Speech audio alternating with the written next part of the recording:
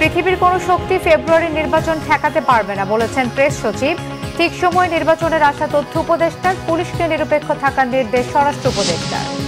আলোচনা ছাড়া অমূলক সংস্কার হলে ভবিষ্যতে সমস্যা তৈরির শঙ্কা সালাউদ্দিন আহমেদের।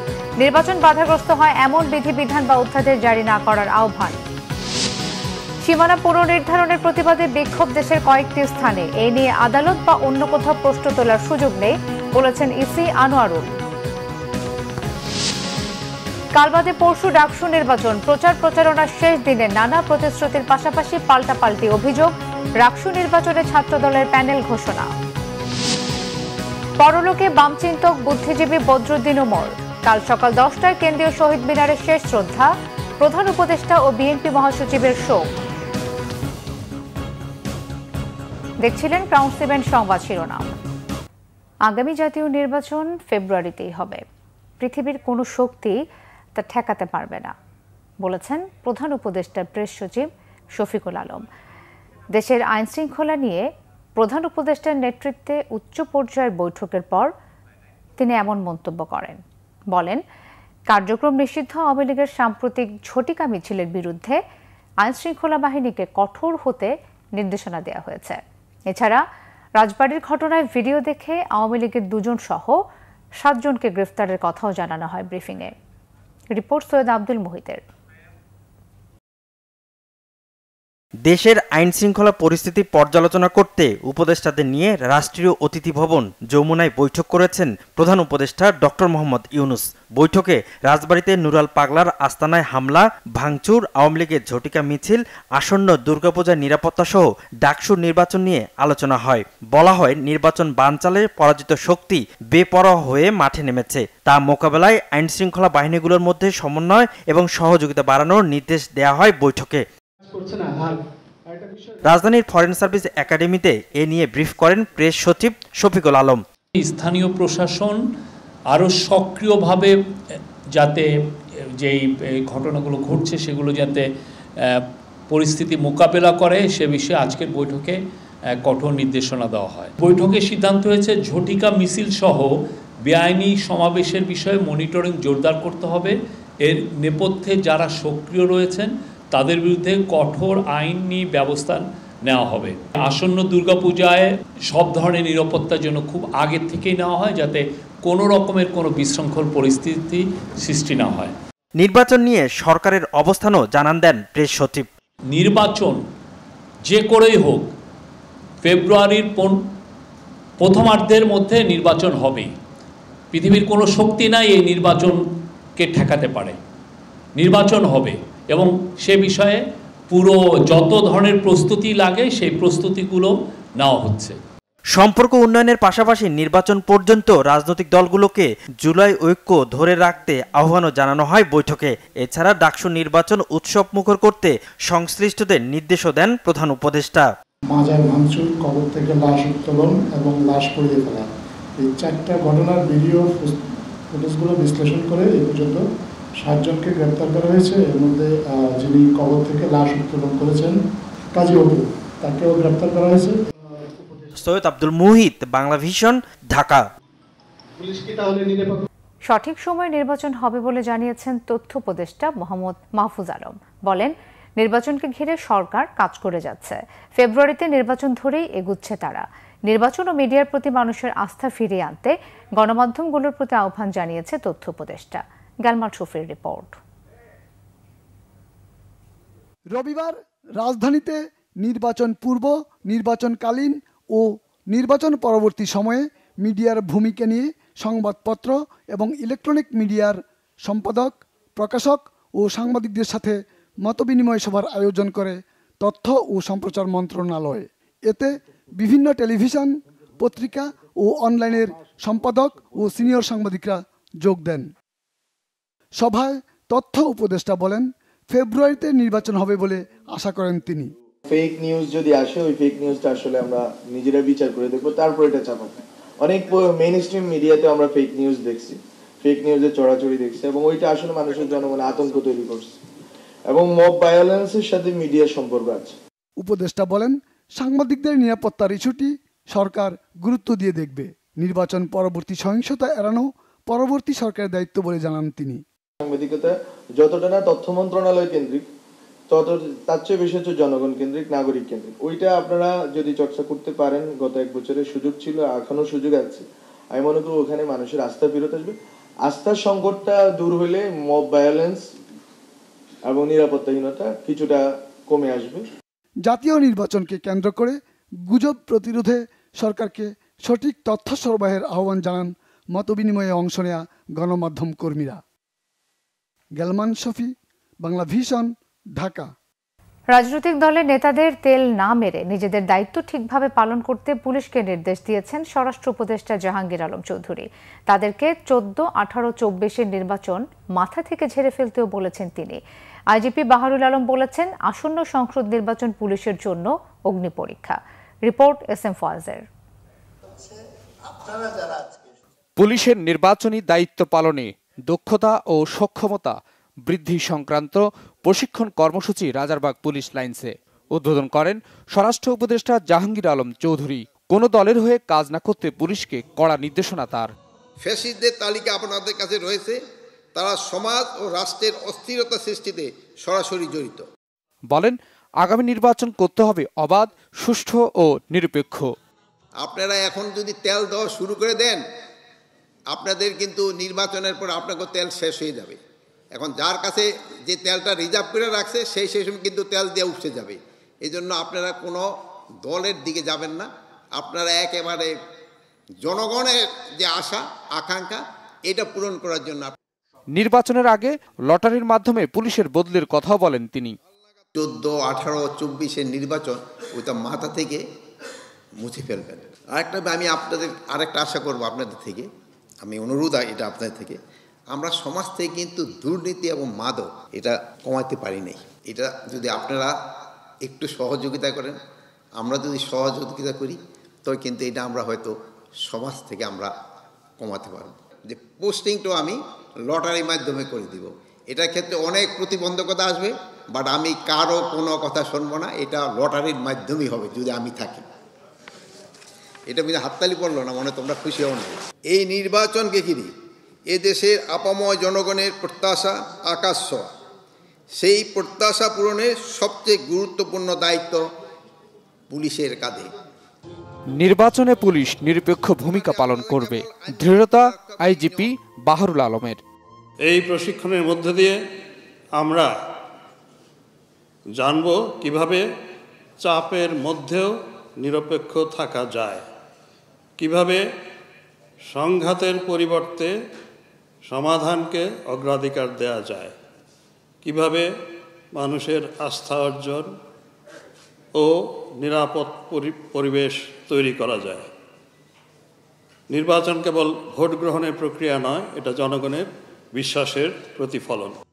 ফ্যাসিস্টরা সরাসরি সমাজে বিশৃঙ্খলা তৈরির চেষ্টা করছে। দুর্গাপূজার সময়ও অঘটন ঘটাতে পারে তারা, এমন সংখ্যাও করছেন স্বরাষ্ট্র উপদেষ্টা। SM Foyez, Bangla Vision, Dhaka.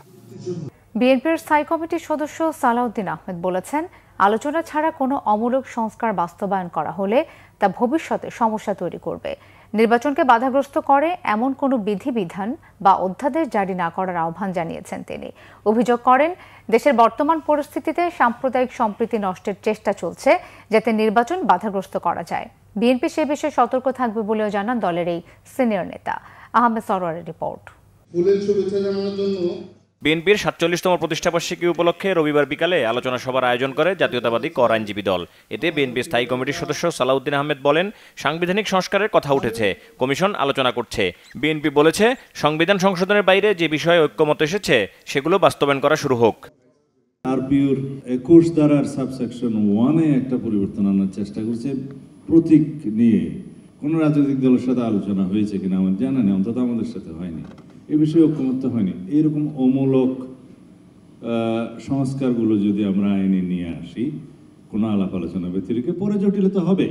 যা ঐক্যমত্য প্রতিষ্ঠা হয়নি সেই বিষয়ে যদি আপনারা অবশ্যই কিছু কিছু বিষয়ে আলাপ আলোচনা ব্যতিরেকেই কিছু কিছু ছোটোখাটো অধ্যাদেশে পরিবর্তন আনতে পারবেন অধ্যাদেশ প্রণয়নের মধ্য দিয়ে, কিন্তু এইগুলো মেজর পরিবর্তন, এইগুলো সমস্ত রাজনৈতিক দলের সাথে একটু আলোচনা করা দরকার।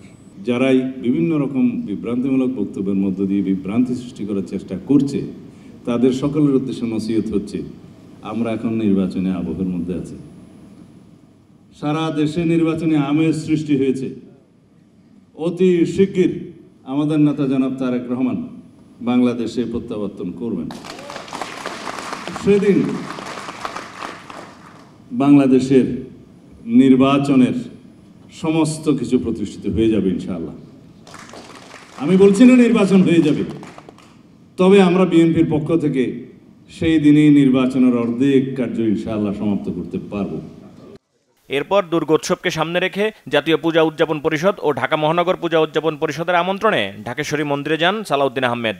আলোচনা শেষে সাংবাদিকদের জানান, দুর্গোৎসবকে নির্বিঘ্ন করতে বিএনপি অতীতেও সহায়তা করেছে, আগামীতেও করবে। বিভিন্নভাবে সাম্প্রদায়িক সম্প্রীতি বিনষ্টের জন্য কিছু চক্রান্ত গড়ে উঠছে, এমনকি স্বধর্মের মধ্যেও বিভিন্ন রকমের এমন কিছু ঘোলাটে পরিস্থিতি সৃষ্টি করছে, যার সব কিছুর একটা উদ্দেশ্য হচ্ছে বাংলাদেশের শান্তিপূর্ণ পরিবেশ বিনষ্টের মধ্য দিয়ে আগামী নির্বাচনকে যাতে বাধাগ্রস্ত করতে পারে।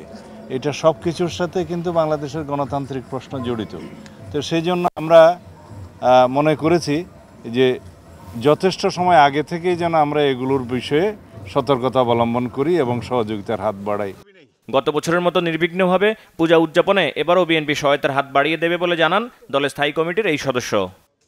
আহমেদ সরোয়ার, বাংলাভিশন, ঢাকা। জাতীয় সংসদ নির্বাচনে দেশের বিভিন্ন জায়গায় সীমানা পুনর্নির্ধারণের প্রতিবাদে হরতাল, মানববন্ধন, সংবাদ সম্মেলন ও সড়ক অবরোধ করে বিক্ষোভ সহ চলছে নানান কর্মসূচি। বিস্তারিত ডেস্ক রিপোর্টে। বাগেরহাটে 4 আসনের একটি কমিয়ে সীমানা চূড়ান্ত করে গেজেট প্রকাশের প্রতিবাদ এবং 4টি আসন বহাল রাখার দাবিতে জরুরি সংবাদ সম্মেলন করেছে সর্বদলীয় সম্মিলিত কমিটি। দুপুরে বাগেরহাট প্রেস ক্লাব মিলনায়তনে জেলা বিএনপির সাবেক সভাপতি, সম্মিলিত কমিটির কো-কনভেনার এম এ সালাম এতে বক্তব্য রাখেন। এ সময় জেলা জামায়াতে ইসলামের আমির মাওলানা রেজাউল করিম সহ অন্য নেতারা উপস্থিত ছিলেন। আমাদের এই আন্দোলনের কর্মসূচি যদি নির্বাচন কমিশনের বোধোদয় না হয়, তাহলে পরবর্তীতে আরও কঠোর কর্মসূচি নিয়ে আমরা আমাদের অধিকার ফিরে আনার জন্য চেষ্টা করবেন ইনশাআল্লাহ। এদিকে পাবনা 1 সংসদীয় আসন পুনর্বহালের দাবিতে 3 ঘণ্টা ধরে ঢাকা পাবনা মহাসড়ক অবরোধ করে বিক্ষোভ করেছে পাবনা বেড়া উপজেলার বাসিন্দারা। অবরোধে বিএনপি ও এর অঙ্গ সহযোগী সংগঠনের নেতাকর্মীরা অংশ নেন। এ সময় সড়কে টায়ার জ্বালিয়ে নিজামী পুত্র নাজিবুর রহমান মোমেন ও জামায়াতের বিরুদ্ধে নানা স্লোগান দেয় বিক্ষুব্ধরা। যে কোনো মূল্যে এই আসন পুনরুদ্ধার করার জন্য আমরা আন্দোলনে নেমেছি। এই আসনে হঠাৎ করে পরিবর্তন হওয়ার কারণে এটা বেড়াবাসী এবং সাথীবাসী ক্ষুব্ধ এবং এরপর আমরা চাই পুনর্বহালটা করি। অন্যদিকে রংপুর 3 আসনের সীমানা পুনর্নির্ধারণের প্রতিবাদে মানববন্ধন ও জেলা প্রশাসকের মাধ্যমে প্রধান নির্বাচন কমিশনারের কাছে স্মারকলিপি দিয়েছে রংপুর সিটি কর্পোরেশনের 9 নম্বর ওয়ার্ডের এলাকাবাসী। অবহেলিত 9 নম্বর ওয়ার্ডকে অবিলম্বে রংপুর 3 আসনে যুক্ত না করলে বৃহত্তর আন্দোলনের হুঁশিয়ারি দেয় এলাকাবাসী। Banglavision news desk. এদিকে নির্বাচন কমিশনার আনোয়ারুল ইসলাম সরকার বলেছেন, সংসদীয় আসনের পুনর্নির্ধারিত সীমানা নিয়ে নির্বাচন কমিশনের প্রকাশিত গেজেটের বিরুদ্ধে আদালতে চ্যালেঞ্জ করে লাভ হবে না, আর আন্দোলন করেও কোনো সুফল মিলবে না। দুপুরে নির্বাচন ভবনে নিজ কার্যালয়ে সাংবাদিকদের সাথে আলাপকালে তিনি কথা বলেন। ইসি আনোয়ারুল জানান, সীমানা পুনর্নির্ধারণে ইসি সর্বোচ্চ সতর্কতা ও নিরপেক্ষভাবে দায়িত্ব পালন করেছে। এ নিয়ে আদালতে বা অন্য কোনো কর্তৃপক্ষের কাছে প্রশ্ন তোলার সুযোগ নেই। তিনি আরও জানান, দল নিবন্ধনের কাজ প্রায় শেষ, যা চলতি মাসের মধ্যে চূড়ান্ত হচ্ছে। এছাড়াও অংশীজনদের সাথে সংলাপ নিয়ে শীঘ্রই কমিশন যথাযথ ব্যবস্থা নেবে। সব মিলিয়ে ভোট নিয়ে কোনো প্রকার শঙ্কা নেই বলেও মন্তব্য করেন তিনি। বলেন, নির্বাচনের পরিবেশ শতভাগ অনুকূলে আছে। স্পষ্টতই বলা আছে যে এই আইনের অধীনকৃত সীমানা নির্ধারণ বা কোনো আঞ্চলিক নির্বাচনী এলাকার গঠন বা কমিশন কর্তৃক বা কমিশনের কর্তৃত্বাধীনে গৃহীত কোনো কার্যধারা বা কৃত কোনো কাজকর্মের বৈধতা সম্পর্কে কোনো আদালতে বা অন্য কোনো কর্তৃপক্ষের নিকট কোনো প্রশ্ন উত্থাপন করা যাইবে না। আইনগতভাবে সুযোগ নেই। তো কমিশন যেটি করেছে, চুলচেরা বিশ্লেষণ করে চূড়ান্ত গেজেট প্রকাশ করেছে। ঢাকা বিশ্ববিদ্যালয় কেন্দ্রীয় ছাত্র সংসদ ডাকসু ও হল সংসদ নির্বাচনের প্রচারণার শেষ দিন আজ। বিশ্ববিদ্যালয়ের নির্দেশনা অনুযায়ী রবিবার রাত 10টা পর্যন্ত প্রার্থীরা প্রচারণা চালাতে পারবে। শেষ মুহূর্তে প্রচারণায় প্রার্থীরা ছুটছেন ভোটারদের দ্বারে দ্বারে, দিচ্ছেন প্রতিশ্রুতি আর কর্মপরিকল্পনা। এদিকে প্রার্থীদের দাবির মুখে দ্বিতীয় দফায় বাড়ানো হয়েছে বুথ সংখ্যা। রিপোর্ট ফরুক বাবুর। লিফলেট আর হ্যান্ডবিল নিয়ে শিক্ষার্থীদের কাছে ছুটে যাচ্ছেন প্রার্থীরা। নিজের যোগ্যতাকে স্মরণ করিয়ে দিচ্ছেন অনেকে। প্রথম দিকে সম্পূর্ণ প্যানেল নিয়ে প্রচারণা চালালেও শেষ মুহূর্তে প্রার্থী নিজেই হাঁটছেন ভোটারের দুয়ারে দুয়ারে। ডাকসু নির্বাচনের শুরু থেকেই প্রার্থীদের পাল্টাপাল্টি দোষারোপ শেষ দিনেও বহাল রেখেছে অনেকে। সম্প্রতি আপনারা দেখতে পেয়েছেন বিভিন্ন এলাকা থেকে ভোটারদেরকে ফোন দেওয়া হচ্ছে এবং এই বিশেষ করে নারী ভোটারদেরকে ফোন দিয়ে বিভিন্ন দলীয় পরিচয় বলে তাদেরকে ফোন দেওয়া হচ্ছে। এর মাধ্যমে শিক্ষার্থীরা আতঙ্কিত অনুভব করছে। তো আমরা যে বলছি একটা স্বতঃস্ফূর্ত নির্বাচন, সেই স্বতঃস্ফূর্ত নির্বাচনের পথে এগুলো হচ্ছে অন্তরায়। তবে কেউ কেউ শুধু দোয়া চেয়েছেন। আমরা শিক্ষার্থীদের ভিতরে অত্যন্ত পজিটিভ ধরনের সাড়া পাচ্ছি এবং শিক্ষার্থীরা খুব ভালো আমাদের অ্যাকসেপ্ট করছে।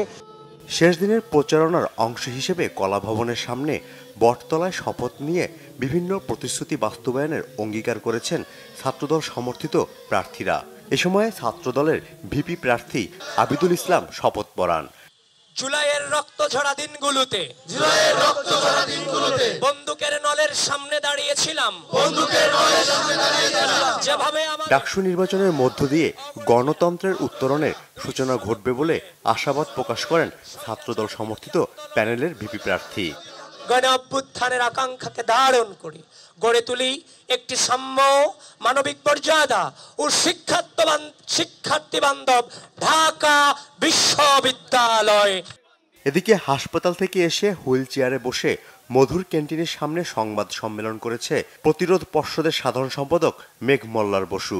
এ সময় তিনি নির্বাচন কমিশনের সমালোচনা করেন, পাশাপাশি স্বাধীনতা বিরোধীদের ভোট না দেওয়ার আহ্বান জানান। আমরা আহ্বান জানাতে চাই আমাদের অনাবাসিক ভাই বন্ধুদের প্রতি, আপনারা যাকে খুশি তাকে ভোট দিন, কিন্তু 9 তারিখ প্লিজ ভোট দিতে আসুন। আপনারা ভোট দিতে আসলে গোটা ইকুয়েশন বদলায় যাবে। এখানে যত সমীকরণ হচ্ছে এই সমীকরণগুলো কিচ্ছু দাঁড়াবে না। এখানে স্বাধীনতা বিরোধীরা একটা পোস্টেও জিতে আসতে পারবে না। ডাকসু নির্বাচনকে ঘিরে দ্বিতীয় দফায় বাড়ানো হয়েছে বুথের সংখ্যা। শুরুতে 8টি কেন্দ্রে ভোট গ্রহণের জন্য 710টি বুথ নির্ধারণ হলেও তা বাড়িয়ে বুথ সংখ্যা নির্ধারণ হয়েছে 810টি। অন্যদিকে নির্বাচন উপলক্ষে অপপ্রচার ঠেকাতে কয়েকটি সোশ্যাল মিডিয়া পেজের বিরুদ্ধে ব্যবস্থা নিয়েছে বিশ্ববিদ্যালয় কর্তৃপক্ষ। নির্বাচনকে কেন্দ্র করে সোমবার রাত 8টা থেকে ঢাবি ক্যাম্পাসের সব প্রবেশপথ সাধারণ মানুষের জন্য বন্ধ থাকবে। তবে বিশ্ববিদ্যালয়ের বৈধ আইডি কার্ডধারী শিক্ষার্থী, শিক্ষক, কর্মকর্তা ও কর্মচারীরা ঢুকতে পারবেন। ফরুক বাবু, বাংলা ভিশন, ঢাকা। এদিকে রাজশাহী বিশ্ববিদ্যালয় ছাত্র সংসদ রাকসু নির্বাচনের মনোনয়নপত্র দাখিলের শেষ দিনে আজ জাতীয়তাবাদী ছাত্রদল ও ইসলামী ছাত্র শিবির সহ একাধিক প্যানেলের ভিপি, জিএস সহ অন্য পদের প্রার্থীরা মনোনয়নপত্র দাখিল করেছেন। সকাল থেকে সন্ধ্যা পর্যন্ত বিভিন্ন পদের প্রার্থীরা রাকসু ভবনে সশরীরে হাজির হয়ে মনোনয়নপত্র দাখিল করেন। প্রার্থিতা ঘোষণা অনুষ্ঠানে ছাত্রদল ও ছাত্র শিবিরের নেতারা জয়ের ব্যাপারে আশাবাদ জানান। একই সাথে প্রতিদ্বন্দ্বিতাপূর্ণ নির্বাচন হবে বলে তারা আশা প্রকাশ করেন। দুপুরে রাকসু নির্বাচনে ছাত্রদলের প্যানেল ঘোষণা করা হয়। প্যানেলে ভিপি পদে লোক প্রশাসন বিভাগের মাস্টার্সের ছাত্র ও বিশ্ববিদ্যালয় ছাত্রদলের সহসভাপতি শেখ নুরুল দিন আবির এবং জিএস পদে আর্মি বিভাগের ছাত্র ও বিশ্ববিদ্যালয় ছাত্রদলের দপ্তর সম্পাদক নাফিউল ইসলাম জীবন প্রতিদ্বন্দ্বিতা করছেন। বিশ্ববিদ্যালয়ের কেন্দ্রীয় শহীদ মিনার চত্বরে সংবাদ সম্মেলনে প্যানেলটি ঘোষণা করেন ছাত্রদলের কেন্দ্রীয় সাংগঠনিক সম্পাদক আমানুল্লাহ আমান। তবে প্যানেলের নাম ঘোষণা করেননি। এদিকে রাকসু নির্বাচনে ইসলামী ছাত্র শিবির তাদের প্যানেল সম্মিলিত শিক্ষার্থী জোট ঘোষণা করে। অন্যদিকে নির্বাচন কমিশনার নজরুল ইসলাম জানিয়েছেন সুষ্ঠু ও উৎসবমুখর পরিবেশে নির্বাচন হবে। অন্যদিকে জাহাঙ্গীরনগর বিশ্ববিদ্যালয়ে জাকসু নির্বাচনের প্রচারণায় ব্যস্ত প্রার্থীরা। অনলাইন সোশ্যাল মিডিয়াতেও সরব তারা। অল্প সময় দ্রুত ভোটারদের কাছে তথ্য পৌঁছানোয় প্রার্থীরা ঝুঁকছেন এমন প্রচারণায়। নির্বাচনী আচরণবিধি অনুযায়ী বিশ্ববিদ্যালয়ের দেয়াল, ভবন, শ্রেণীকক্ষ ও আবাসিক হলে নিষেধ রয়েছে লিফলেট বা পোস্টার লাগানো। শুধু নির্বাচন কমিশন কর্তৃক আবাসিক হল ও অনুষদ ভবনের নিচে দেয়া নির্বাচনী বোর্ডে সাঁটাতে পারবেন লিফলেট। তবে প্রচারের বোর্ডের পরিমাণ বেশি না হয় জায়গা পাচ্ছে না অনেক প্রার্থী, তাই অনলাইন মাধ্যমকে বাড়তি গুরুত্ব দিচ্ছেন তারা। 11 সেপ্টেম্বর অনুষ্ঠিত হবে জাকসু ও হল সংসদ নির্বাচন।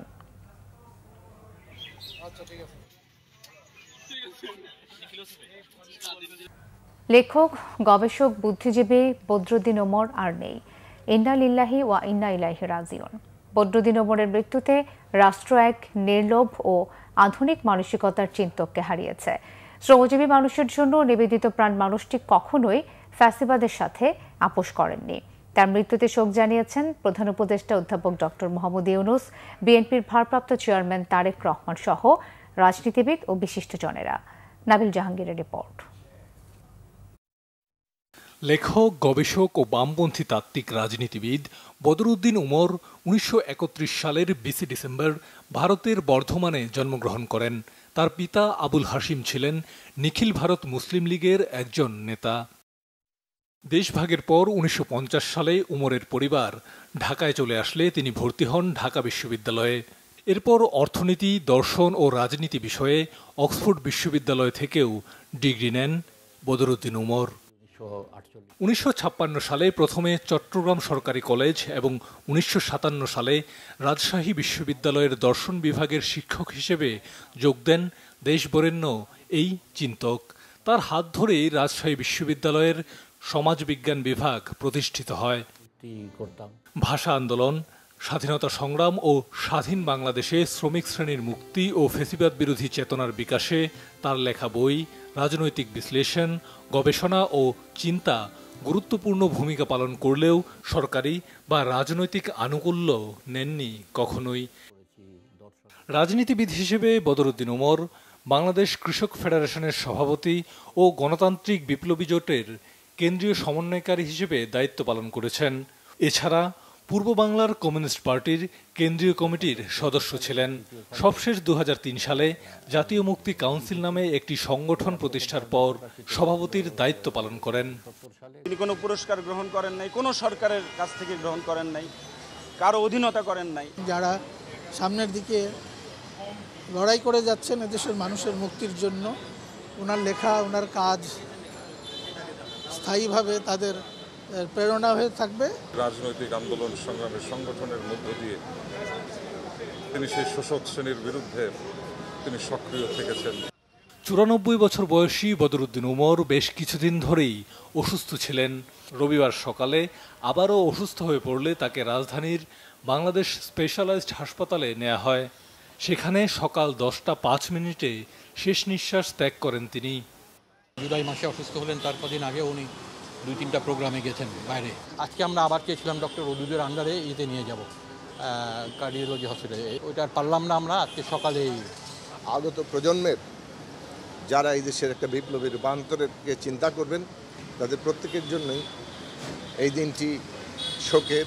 আগামীকাল সকাল 10টায় কেন্দ্রীয় শহীদ মিনারে কমরেড বদরুদ্দিন উমরকে শেষ শ্রদ্ধা এবং লাল সালাম আমরা জানাতে চাই। রবিবার দুপুরে তার মিরপুরের বাসায় গিয়ে পরিবারের সদস্যদের কাছে সমবেদনা প্রকাশ করেন বিএনপির নেতাকর্মীরা। বদরুদ্দিন উমর নিঃসন্দেহে এই জাতির এক শানিত বিবেক, যার বেঁচে থাকা। সোমবার সকালে কেন্দ্রীয় শহীদ মিনারে শেষ শ্রদ্ধা জানানো হবে বদরুদ্দিন উমরকে। এরপর দুপুরে জানাজা শেষে সমাহিত করা হবে জুরাইনে মা বাবার কবরের পাশেই। নাবিল জাহাঙ্গীর, বাংলা ভিশন, ঢাকা। আন্দোলনে 40 দিন কার্যক্রম বন্ধ থাকলেও ঢাকা দক্ষিণ সিটি কর্পোরেশনের জ্বালানি তেল খরচে 5 কোটি টাকার অনিয়ম দুর্নীতির অভিযোগের প্রাথমিক সত্যতা পেয়েছে দুর্নীতি দমন কমিশন দুদক। বিএনপি নেতা ইশরাক হোসেনকে মেয়রের দায়িত্ব বুঝিয়ে দেওয়ার দাবিতে আন্দোলনের কারণে 40 দিন নগর ভবনের কার্যক্রম কার্যত বন্ধ ছিল। ঢাকা দক্ষিণ সিটি কর্পোরেশনের কর্মকর্তাদের অনেকেই সেই সময় অফিসে যাননি, অথচ তাদের জন্য বরাদ্দ করা গাড়ির বিপরীতে প্রতিদিন 14 থেকে 15 লিটার তেল খরচ দেখিয়েছেন তারা। জ্বালানি খরচের অনিয়ম নিয়ে গণমাধ্যমে সংবাদ প্রচারের পর রবিবার দুপুরে নগর ভবনে দুদকের সহকারী পরিচালক ইকরাম হোসেনের নেতৃত্বে 2 সদস্যের একটি দল অভিযান চালায়। এ সময় তারা সংশ্লিষ্ট বিভাগের বিরুদ্ধে ওঠা নানা অনিয়ম দুর্নীতির তথ্য প্রমাণ খুঁজে পান।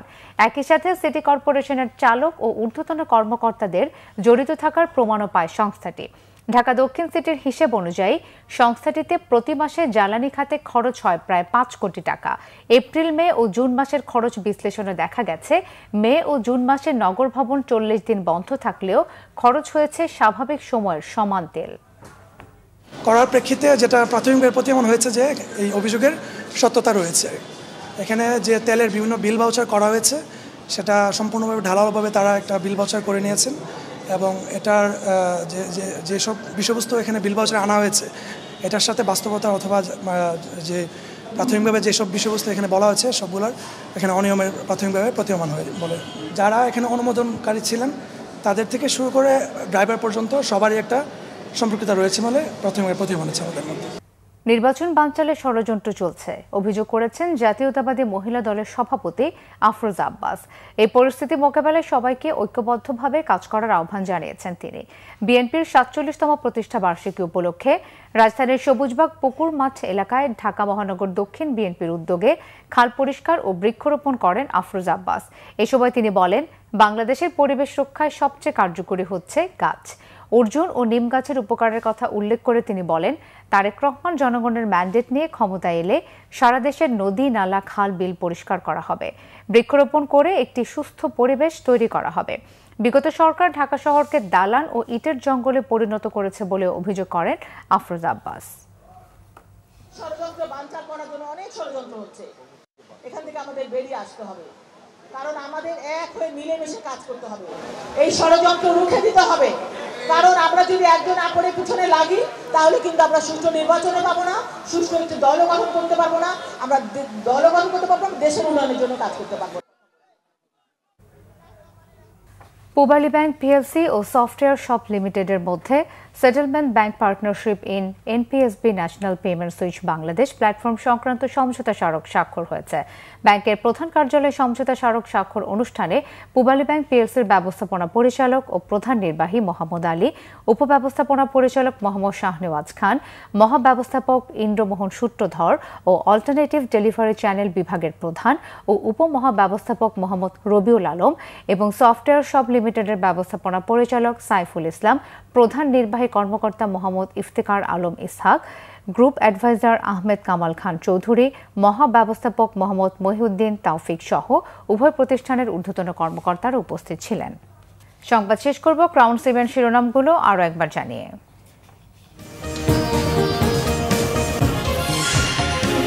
পৃথিবীর কোনো শক্তি ফেব্রুয়ারি নির্বাচন ঠেকাতে পারবে না বলেছেন প্রেস সচিব। ঠিক সময় নির্বাচনের আশা তথ্য উপদেষ্টার, পুলিশকে নিরপেক্ষ থাকার নির্দেশ স্বরাষ্ট্র উপদেষ্টার। আলোচনা ছাড়া অমূলক সংস্কার হলে ভবিষ্যতে সমস্যা তৈরির শঙ্কা সালাউদ্দিন আহমেদের। নির্বাচন বাধাগ্রস্ত হয় এমন বিধিবিধান বা অধ্যাদেশ জারি না করার আহ্বান। সীমানা পুনর্নির্ধারণের প্রতিবাদে বিক্ষোভ দেশের কয়েকটি স্থানে, এই নিয়ে আদালত বা অন্য কোথাও প্রশ্ন তোলার সুযোগ নেই বলেছেন ইসি আনোয়ারুল। কালবাদে পরশু ডাকসু নির্বাচন, প্রচার প্রচারণার শেষ দিনে নানা প্রতিশ্রুতির পাশাপাশি পাল্টাপাল্টি অভিযোগ। ডাকসু নির্বাচনে ছাত্র দলের প্যানেল ঘোষণা। পরলোকে বামচিন্তক বুদ্ধিজীবী বদরুদ্দিন উমর, কাল সকাল 10টায় কেন্দ্রীয় শহীদ মিনারের শেষ শ্রদ্ধা, প্রধান উপদেষ্টা ও বিএনপি মহাসচিবের শোক। এই ছিল এখনকার মতো, পরের সংবাদটা 10:30। এর আগে 9টায় রয়েছে নিউজ 20 দেখার আমন্ত্রণ রইল।